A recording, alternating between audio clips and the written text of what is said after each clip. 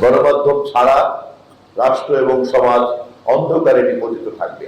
আধুনিক সভ্যতাতে গণমাধ্যম একটি অনিবার্য অনুষঙ্গ। গণমাধ্যম ছাড়া আধুনিক জগতের সভ্যতা চর্চা করা যায় না।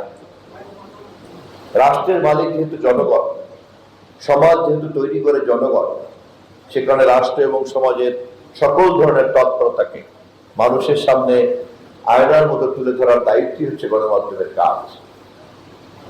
গণমাধ্যম ছাড়া রাষ্ট্র এবং সমাজ অন্ধকারে নিপতিত থাকবে। অন্ধকারে নিপতিত থাকা কোনো রাষ্ট্র এবং সমাজ জনগণের কল্যাণে রাখতে পারে না। অতএব রাষ্ট্র এবং সমাজ জনগণের কতটা কল্যাণে কাজে লাগবে তা নিশ্চিত করে গণমাধ্যম। সেজন্যই গণমাধ্যমের স্বাধীনতা কোনো করুণার বিষয় নয়। গণমাধ্যমের স্বাধীনতা আমাদের অনিবার্য একটা দায়িত্ব। এই কথা সঠিক, আমাদের দেশে গণমাধ্যমকে ক্ষমতাসীন মহল বারবার তার নিয়ন্ত্রিত একটা যন্ত্র হিসাবে ব্যবহার করার চেষ্টা করেছে। আমাদের সরকার আমাদের নির্বাচনী প্রতিশ্রুতিতে এবং আমাদের ৩১ দফার মধ্যে আমরা স্পষ্টভাবে বলেছি, গণমাধ্যমের পূর্ণ স্বাধীনতাকে নিশ্চিত করাই হবে আমাদের কাজ। আমরা সেই লক্ষ্যে ইতিমধ্যেই দায়িত্বপ্রাপ্ত মন্ত্রী হিসাবে মাননীয় প্রধানমন্ত্রীর নির্দেশে আমরা আমাদের পদক্ষেপগুলি নিতে শুরু করেছি। কিন্তু একটা বিষয় বিনয়ের সঙ্গে আপনাদেরকে মনে করিয়ে দেই, আমরা যখন দাঁড়িয়ে কথা বলছি তখন সারা পৃথিবীতে তথ্যের সংজ্ঞা বদল হয়ে গিয়েছে। তথ্য বলতে আমরা আগে যা বুঝতাম আর এখন তথ্য বলতে আমরা যা বুঝি তার মধ্যে একটা যোজন যোজন মাইলের পার্থক্য তৈরি হয়ে গিয়েছে।